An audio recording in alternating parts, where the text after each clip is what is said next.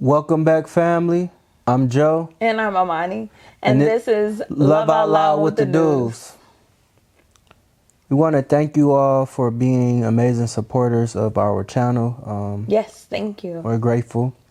As always, we like to start with a prayer. Dear Lord, thank you for the things that you've done. Thank you for the things that you're about to do. We ask that our words be a beacon of hope and help for the people in the ears that are listening. We ask that they see us, but they always hear you, and that everything that we speak sheds light on the greatness of you and the greatness of the potential that people can be. In the mighty name of Jesus, we give thanks and say amen. Amen. So recently I had a conversation with someone and they asked me, so what is Love Out Loud with the Dudes? And I told them our platform and podcast is not even podcast. Our platform is just an opportunity for us to display love and the way we see it. It is a opportunity to speak on things that we don't often hear, to help empower our people from experiences that we've been through and from lessons we've learned from the people we've been around. It is uncomfortable conversations. It is hope. It is life being spoken into you. It is just a place where you know that hearing us is going to help you strive to be the best version of yourself. Everything we say may not resonate with you, but we hope that some form of what we speak resonates in your heart to help you become a better version of yourself. And I heard someone say just a few weeks ago is to take the meat and leave the bones. And that really resonated with me, because if this is something that you can relate to, the specific topic, then take what you can from that and apply it to your life. And if it does not relate, then look for the next video that does relate to you, but let this fly. And it's really us bringing experiences that either we have personally been through or experiences that people that we know are close to or family or friends or within our network have experienced as well, and how they were able to navigate that and what they felt was best. So it's really us applying both of those type of situations and bringing them here as an opportunity to talk about them aloud. So if we can help someone else who's in a similar situation or going through something and they need an example of how it could work out, or example of some different things that they can do to move them through whatever situation they're going through, then that's what this is. It is love personified. It is love out loud. It is bringing our love for each other, our love for our family and friends, our love through relationship, and then our love for you guys as well. Yeah. It is bringing that here as an opportunity to spread more love and to help you throughout your journey as we're learning as well. Yep, that's exactly what it is. We want to be able to help in all ways. So let us speak on the things that we've experienced. That was great. Thank you. Yours was good too. I didn't know how I was going to follow that up. I was like, wait a minute. But yeah, and in that is on the relationship standpoint, especially like a husband and wife, what I think we need to understand is that expectations, right? So had a conversation with a young lady, and she's well off. She's not a slouch by any means. And but she's single. And this is my opinion, right? I told her, I said that you need to my advice that I gave to her was, in order for her to find her significant other, I told her to write down the list of all the things she brings to the table. And on the other side of that paper, write everything that you lack and that you feel like you need from your significant other. So because what I have experienced, Amani is a lot like me, but she's a lot different in all the ways that I need her to be different. For sure. And I am to her, vice versa, right? For sure. And I believe that the reason why a lot of women are missing out on their husband, and let me backtrack just a second. Every woman is not going to be married. It's not possible right now, the way that the earth is shaped. There's more women on earth than it is men. So everybody does not have a husband just yet. But the ones that are aspiring to be married, the reason why I believe that you may not have found your husband just yet is because you're either A, looking in the wrong places, or B, looking for the wrong person. When you are looking for someone to be your life partner, be your husband, there are going to be things that they possess that you don't. Or you possess that they don't. And one of those things may be money. And I told her, I said, your husband don't have to be broke, but he may not have the bag that you think he has or you think he needs. You just should have up front. I say it may be your job to help him grow his bag. It may be your job to help him become a better version of himself, because he's going to come with all the things that you lack or you don't like about yourself that you may need help with. So in turn of him growing you in all the ways that the world may not know that you have issues with, you may also grow him and show him, because he may have investment ideas but don't have the capital. He may have a great idea in his brain that just need the capital that can shoot your network from here to here. We don't know. Or you just may have had more discipline financially or more experience in that way, in that field. And I really want to take this to like a lot of things, because Joe is very time sensitive. Okay. He likes to be on time. He likes to, arrive early. He's disciplined in that way. Myself, my tree, like everyone before me, does not operate like that. So it's like in all the things that I was looking for, I need to be with someone who understands time and values time. I can't be with someone who's late to everything, because us together, we mess around and not go. Okay, like by the time they really get down to it, we mess around and not go. But in me marrying Joe, I'm like, oh, okay. When they say 3:00, like they actually want you there.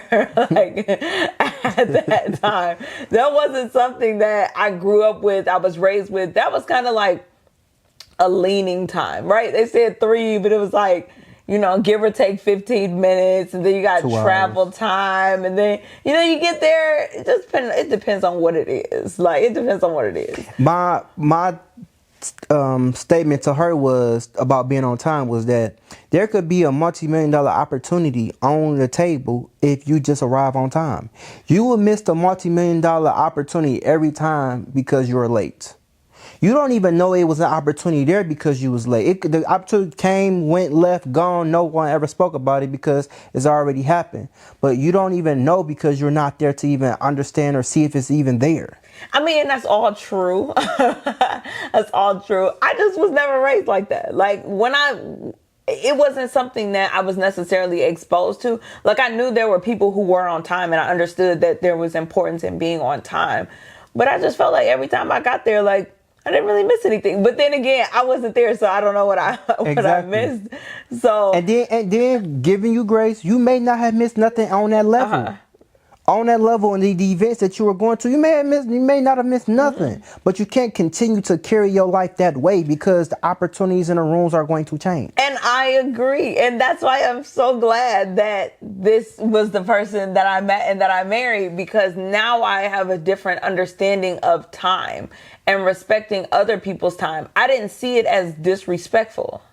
I didn't see being late as disrespectful to someone else's time. Time is the only thing you can't get back. I know, and I did not like fully grasp that because my family was late, and therefore we were accustomed to being late. So if somebody else was late, I was just like, oh, okay, like it's fine. Like, right. you know, drive safely, get here when you get here. Like, but then I'm running into more people who are on time. Yep. And now I am late. And now I look bad. And now it's disrespectful for me to be late when we agreed to meet at a certain time. And I'm going to be honest, she was making me look bad at first. Like, because we were late. We are one. So it's like, it ain't that she late, we late. For sure. And I'm somebody that's on time, but I took the blunt of it every single time. You right? I apologize. I'm not even apologize. Thank you for your patience, and I'm gonna work to be better. But I gotta have a separate conversation with her. Like, hey, babe, like you don't take an hour to get ready. You take 2.5 to 3 hours. So when I tell you it's time to start getting ready, it is time to start getting ready because I have already calculated the amount of time it's going to take to get there, the amount of time you're going to take, the amount of time that I need to get ready. All of these things into effect for us to get there on time. And I had to really sit with myself and really time like how long it takes me to do things. And I really never did that. I would give myself a certain amount of time to do something, but that does not work if you don't know how long it actually takes you to do it. For instance, I would say, all right, I'm gonna give myself 1 hour to get dressed and, you know, pick out what I'm wearing and do my hair and do my makeup and be in the car and do this. And it really takes me 2.5 hours to do that. So it never really clicked that, okay, you need to move this 1 hour time frame idea up to 3 hours because it does not work like that. But he helped me realize that. But that's one of those things that went on that side of the list for me because it's like, oh, okay, I need to be with somebody that's disciplined and understands time management. I need to be with that person because I can't be with someone who does not understand time. And we would never get anything done. We would be late to every single thing.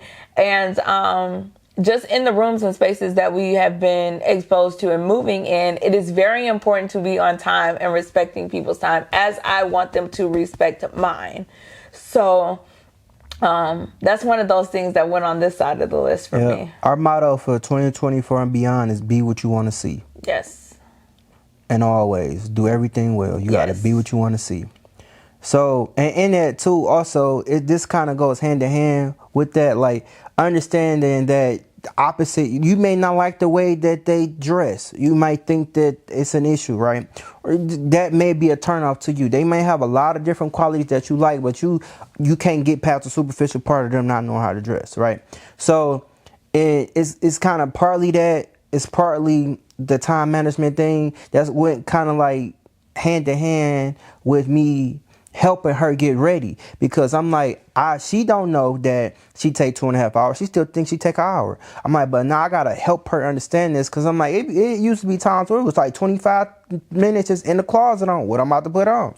So I'm like, all right, let me eliminate some of this time, because she's not catching on to the fact that it takes her longer than she thinks. So now I'm like, all right, let me start putting clothes together so she get out the bathroom, she already knows she got to wear. I cut that time down. I.e. all the fly fits.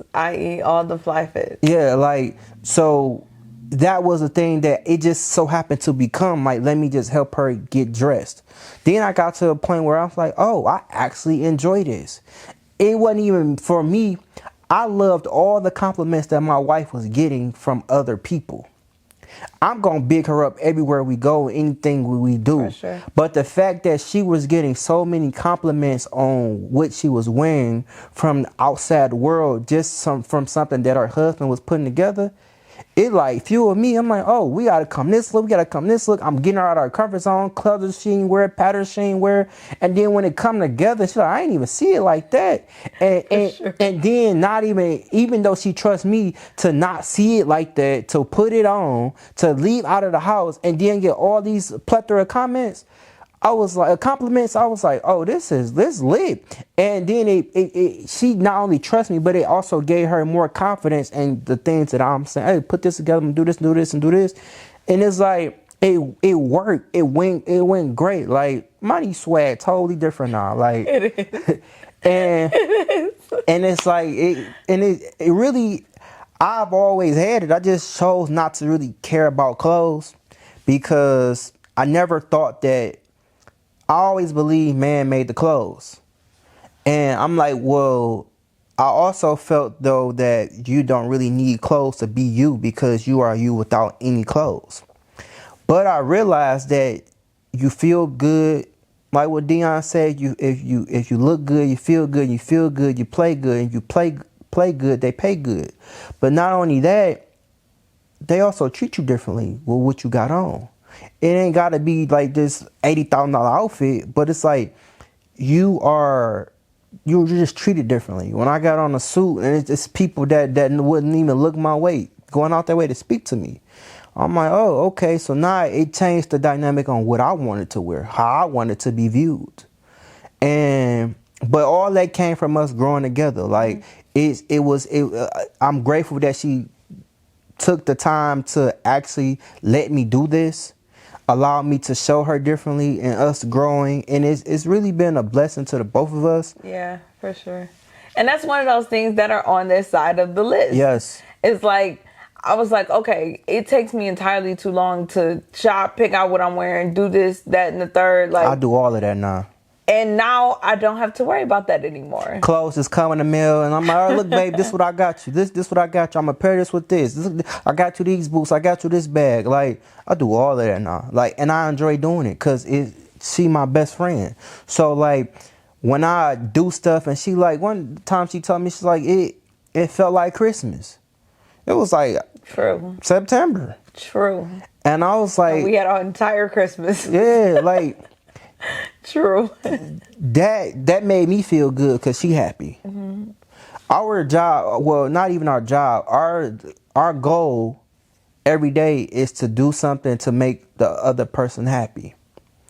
And if you could put a smile on your partner's face every day, if that's your goal every day, then it's a win. Mm-hmm. That forces us to communicate because we need to know what this other person like. That forces us to just think outside the box. Mm-hmm. That forces us to just do stuff differently. Yep. That forces us to be active, to participate, to do all the things to be present. Mm-hmm. These things are what's needed. Yes. These things aren't talked about. Like, this is love personified. Like, we want you to understand that it's going to be work. Yes. You just gotta figure out to make it as easy as possible for the work that you have to do. For sure. And if you're great at something, thrive at what you're great at. Yep. And then if you're not, delegate. Try to find someone who is, right? Try to find in your partner who is great in the things that you're not great at. Understand that there are going to be a lot of tough conversations because they're going to expect you to get better. Yep. You can't just stay bad at something. If you get with someone who's really great at something, they're going to help you get better. For instance, if you're not great at saving money and you want to be with someone who's very financially literate, they're going to tell you, you can't go there, you can't buy that, you can't spend on that, you can't travel there, you can't. And you're not going to be able to do all of those things. Because this is how you become the person that you want to be. And if you truly want to be that, then be with the person who is doing those things. To whom much is given, much is required. For sure, so that they can assist you and help you. But understand it is going to take a big change within you as well to get there. Everything you want is on the other side of uncomfortable. For sure. Like, for me, I had a problem with saying no when it comes to my family with money. Like, I would help them in any way that I knew how. Like, it got bad before me and Amani got together. Like, it was one instance where I had loaned all of my money out, all of my cash that I had out to my family, and I was living off credit cards because I did not know how to say no. And not even that, I just wanted to help them because I knew that they needed help. But the thing was, they really did not want help. This is what she had to help me understand. They did not want help. They just wanted my money. There's a big difference. There's a big difference. I would loan out the money. I would ask them when I'm getting it back, because that all determines on if you get the loan or not, is when I'm getting it back. So I would loan out the money, expect for them to pay me back when they said that they were going to pay me back. I don't know why I thought that would be the case, because it's what they said. But then, let's say I loan one person $500. They come, oh, I'm gonna give it back to you on the 15th. 15 come, they got $250. They may have $300. Now I'm expecting $500 back on the 15, but I only got $3. So now I'm 200 short on what I thought that I was gonna be able to do with the money. But I put myself in a situation. But this is me learning. I did not understand that what was happening. So now fast forward. I'm here. She like, you got to stop doing for your family because they don't. You know who figured money out? Like, I figured out how to have money in the account. I figured that part out. They don't really want help. They just want your money, because every time I was giving them the money, it would come with some advice on what they could do to not be in this. Yes, it's come with a solution on what they could do to not be in a situation, because I'm not in this situation because you coming to me for the help, right? Which means I have figured out a way to fix whatever issue you're going through. So here's the money, but also here's the fix for your situation. So you can always have it. So you can always have it. So you don't have to circle back. But what happens is, when I say people don't want help, they just want the money. They don't want an actual resolution for what the issue is. No. They don't see it as an issue, but it is an issue. Niggas, you giving me the money or no? That's where it came down to. And they really want to know, like, are you going to give me the money? Yep. But it's like, if we don't ever fix the issue, then you're going to be back next month. You're going to be back next week. You're going to be back next year,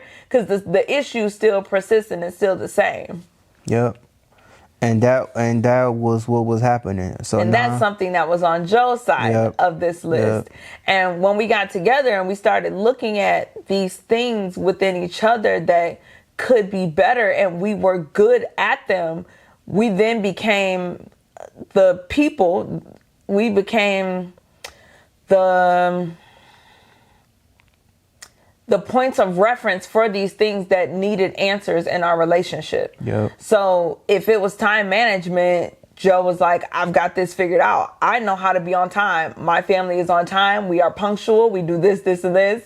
Okay, bet. I'm going to listen to you. I'm going to take some of these clues and steps that you're giving me, and I'm going to try to figure out how to make them work so I can be on time. And Joe was like, I'm having an issue in this area with these finances. How can we fix this? And I was like, oh, bet. I got that figured out. You can do this, this, this, this, and this to get that. So it's really utilizing what we're both great at individually, and that may not look how you're expecting it to look. And that's why it's really important to write that list down, so you can know, one, like, I am really great at these things, and don't be biased, because you know yourself, but I am really great at these things, and these are some things that I need to work on. These are some things I wish was better. These are some things that are maybe holding me back. If you can find someone that's really great at those things, that would be fantastic. And in that, you making that list and you identifying who you are as a person, you're going to really understand, okay, well, I possess all of these qualities. I'm like this, right? Then you're going to be like, oh, well, I may have a best friend who possess all of these same qualities. That's why we are best friends, because we are just alike. So y'all kind of like the same person, right? Then you're going to realize that you may have dated somebody who got all of these qualities, that's a person. You're going to realize that it's really like 10 people in this world. They possess qualities of the same concept, the same structure of makeup, right? When you realize it's only like 10 different people in this world, you get to identify all of these qualities that you A, don't like, or B, that you do like. So now it's like, oh, when I see this person, I know who they are. Because this was presented in this other person over here. So now you like, okay, well, I don't like this, or I do like this. Now I can weed myself out of different situations, different people, different places where I should not be, because some of these people hang in these certain spaces. So if you don't want those type of people, you don't go to them type of places. And this is only if you want to grow and become your ultimate best self, because that's what we are an attempt to do. Become our ultimate best selves. So in areas in which I realize that I am lacking, I have found someone who is able to help me in those areas and then make me better than I was before. So that is what I am working towards. So if you are working toward these things, just understand it is going to come with a little, it's going to be tough. And it ain't going to look like how you think it's supposed to look. It's not going to look like how you think it is going to look. Let me let you know that right now. It is not going to look like how you think it is going to look. Take that thought and that idea that you got in your head, you might as well just throw it in the trash. Because the reason why you don't have it is because you keep thinking it's supposed to come in the package you think it's supposed to come in. If it was supposed to come that way, you've already identified it in your mental, it would have been so. Don't work that way. It's gonna look different, but it is so worth it.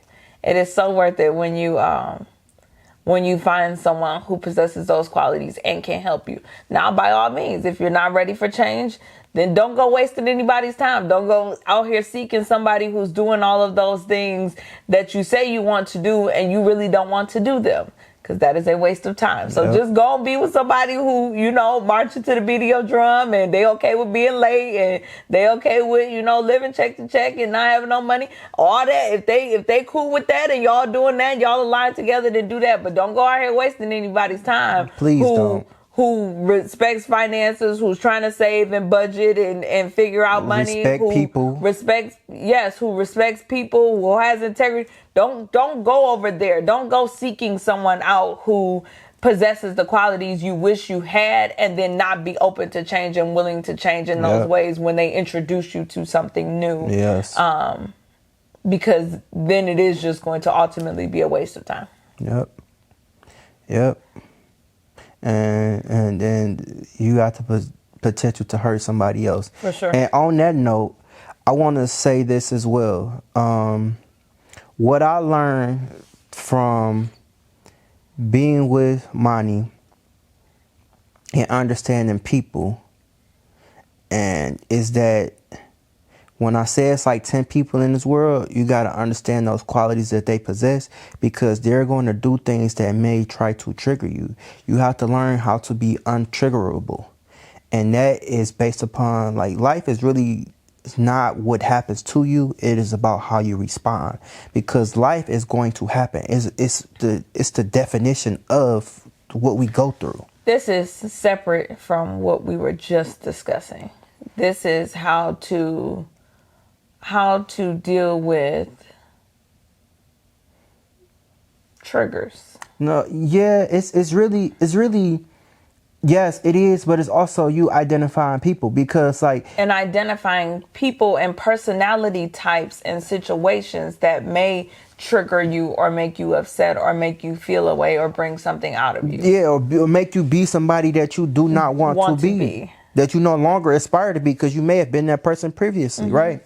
It's like, if you don't hear nothing else we've ever said, I need you to understand that you have to not allow people to get you out of the character of the person that you want to be. For sure.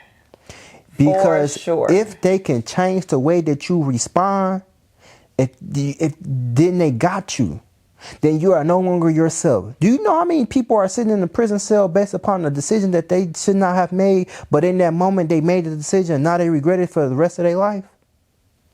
Like, these things, or homeless, or addicted to drugs, or dead. Like, these things happen, right? And you got to understand that if you work on how you respond, if you don't let somebody get you out of character, there's nothing you cannot overcome. Nothing. Because as long as you keep a level head, a sober mind, then you're going to be all right. And be who you want to see. Yes. Be who you need, who you see yourself as, and who you need to be in even if you are 1,000% right.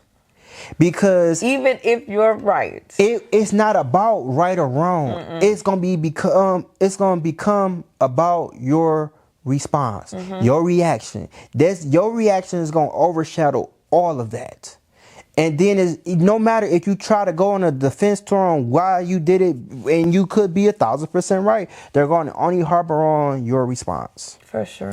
And for me, I try to keep a level head for that very reason. I don't even want to get to a 10. I don't even want to get to a 5. I don't even want to get to a 3. If I have to go to a 2, now if I just have to go there,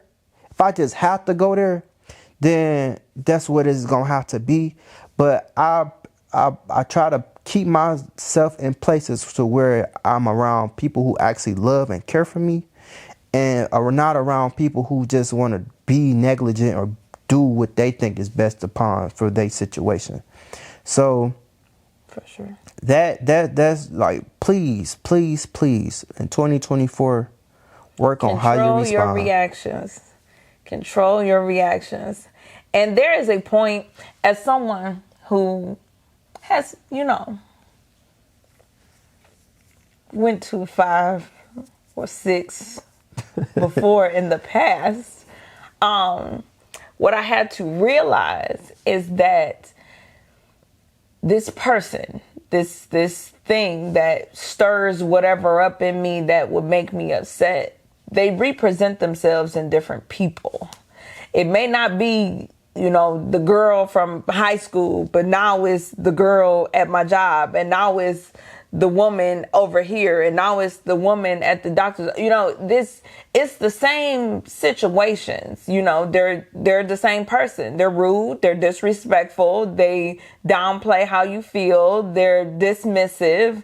Those things, if you know what upsets you or triggers you, understand that personality type still exists. So you may run into someone again who is like that. That's why you have to become untriggerable. Because if you allow someone to be able to trigger you, then once they can press that button, you're going to find people to continue to press that button.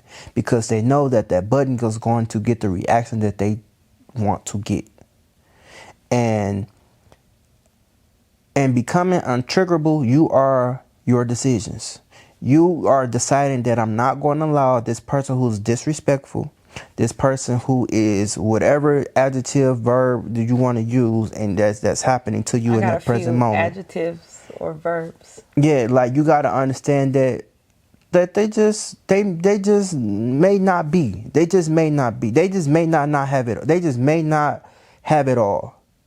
And you being the person that can you clearly see in this moment that you're superior over, then take the high road. I promise you, it's better to take the high road.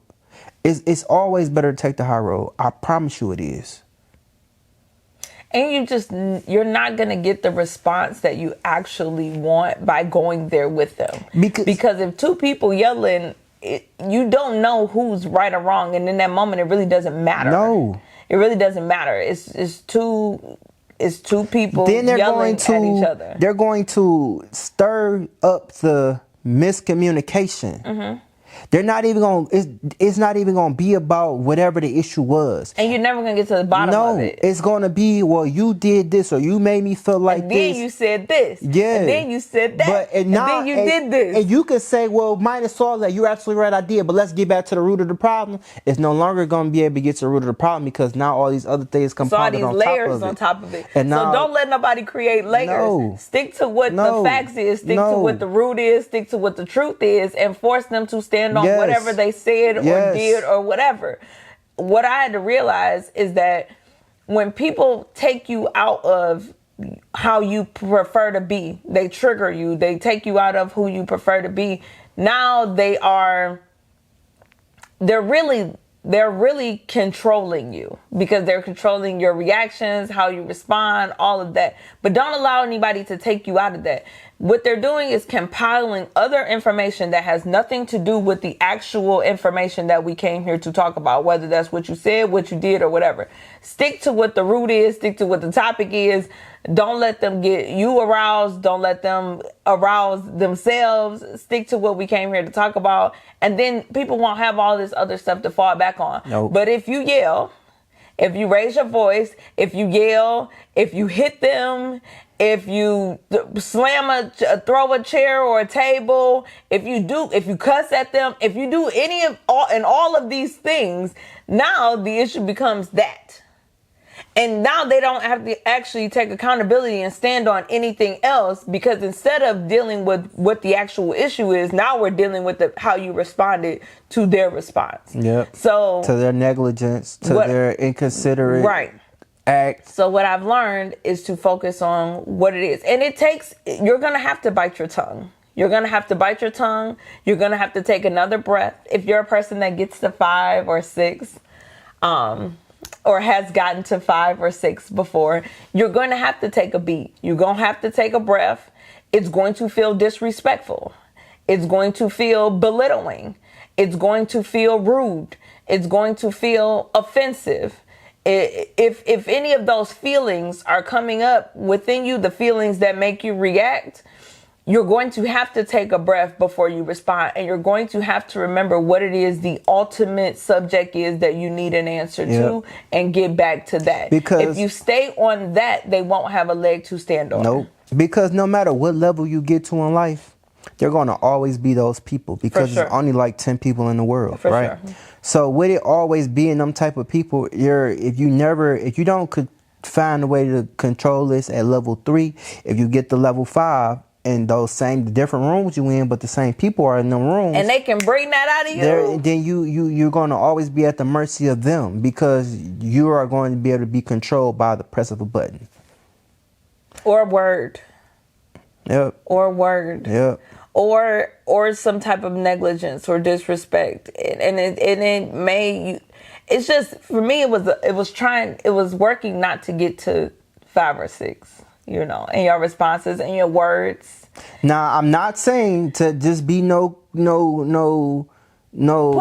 Yes. No. Now, if somebody put their hands on you, if somebody put their hands on you, then it's fair game. Like, there's levels. We're talking about wordplay. Yes. We're talking about someone working too. And how can I say this? We're talking about someone not blatantly disrespecting you. We're talking about someone doing something slick, like underneath, trying to get something past you, or saying something disrespectful that wouldn't be caught by the naked eye, but you know exactly what they mean. And they're saying it. This could be in a workspace. This could be in wherever you are. But someone saying something slick to you in an open forum where they said something disrespectful. We're talking about that. Yep. We're talking about not responding to that in a way. We're not talking about being a pushover. We're not talking about letting anybody treat you or talk to you any type of way. Never. No. Never. No. We're talking about in a situation where if someone says something slick to you that could be received in different ways, and now you're on 10 and you going at them, and now all people see is you go on 10 and going at them, but they don't actually know what started it. We're talking about that situation. If you ask me what I do, I play dumb. Because I'm not going to allow you to know that I understand what's going on. I'm going to ask questions, because even if you trying to just belittle what I'm saying. So what you're saying is, just so I can understand, just for clarity, what you're saying is, because I don't want to read in between the lines. I don't want no gray area. I want you to stand on yes or no. So all my questions are going to come back to a state of yes or no, because I need you to give me a yes or no answer. That way there's no gray area on what was being said. So what you're saying is this. Oh, so what I heard you say is this. Or so there is no way that this could be done? Have we exhausted all possibilities? Yes, we have. So now if you tell me yes, and now there's another possibility that comes up in the future, now there's a room for me you told me this. And if it's something that, and I try to get people on record too. I need a witness somewhere, because if it's not, it's just between you and I. But I try to always have a witness, especially if it's something very important. I need you to stay on that side, because when repercussions come on you being on that side and you were wrong, or you mishandled me, or you did anything negligent of it, then now I got proof. But saying all this to say, work on your responses. Yes. Work on how it takes this much time to do something you regret. It takes this much time to do something that you can't get back. It takes this much time to say something you can't take back. So in knowing that, if you feel yourself going to a level in which you feel like is getting out of control, or you're about to go to become someone you don't want to be, take a beat, take a breath, take a beat, take a breath, think about what they're trying to do. A lot of times I think about, you trying to upset me. You want me to be upset. So once I understand that, and I understand they want me to be upset, now I'm like, okay, I can't get upset, but now how can I respond to this so that I can still do what I need to do and resolve this issue? Yep. Yep. So this episode been fire. Yeah, we hope that y'all learn something. We hope that y'all understand where we were coming from. We hope that we are able to help you become a better version of yourself. For sure. So what we're trying to do, we're no way in shape, form perfect. Don't aspire to be perfect. We just using what we learned and what we experienced to help others grow. Yeah. So as always, we Oh, wait 1 second. If you are married and there were things that you were good at, can you notate those in the comments and also tell us what your partner has helped you with as well and what they're great at? I would love to know those as well. Yeah. And how they did it that way too. Yes, so, and how they did it too. So we can learn. For sure. We're always students. We're always willing and eager to learn. For sure. And if you are someone who has gotten to 5 or 6 in your level of frustration and you have worked to tame that, tell us how. Tell us what you did to walk through that, to not pop off or blow off or, get outside of yourself or become someone you didn't want to be. I would love to know that. Yeah. As well as I'm sure many people. So that would be great to drop right in the comments. Share some experiences. Yeah. Share an experience where you maybe was on your way to 5 or 6 and you had to not get there, or you may have gotten there and tell what happened, and how, if you need some advice, and somebody in the comments may be able to help you as well. Yeah. We're a community of just wanting to be better. Yeah. And I feel like the best way to learn is it's just taking the bits and pieces. Like, there is no 100% right or wrong way to do everything. But I feel like the more you learn and the more experience you have with people saying, oh, I tried this, it didn't work. Oh, I tried this and didn't work. Oh, I tried this and didn't work. Or, oh, I tried these and it worked. Oh, I tried these and it worked. Now you can kind of take those things and put them together and come up with your own solution for what works. There's no 100% answer to anything. It's just a lot of different hypotheses on how to get there. Yeah, but if you allow wisdom to be your tutor, you do not have to keep learning through experiences. Sheesh. There are a lot of people in the world that have been through a lot of different things. For sure. All right, we love y'all. This has been another episode. So before we go, we wanted to let you know that faith comes by hearing, so does everything else. So be careful what you hear and be careful what you see. Yes, especially right now. So, as always, until next time, this has been Dews. We love y'all. We love y'all. Peace.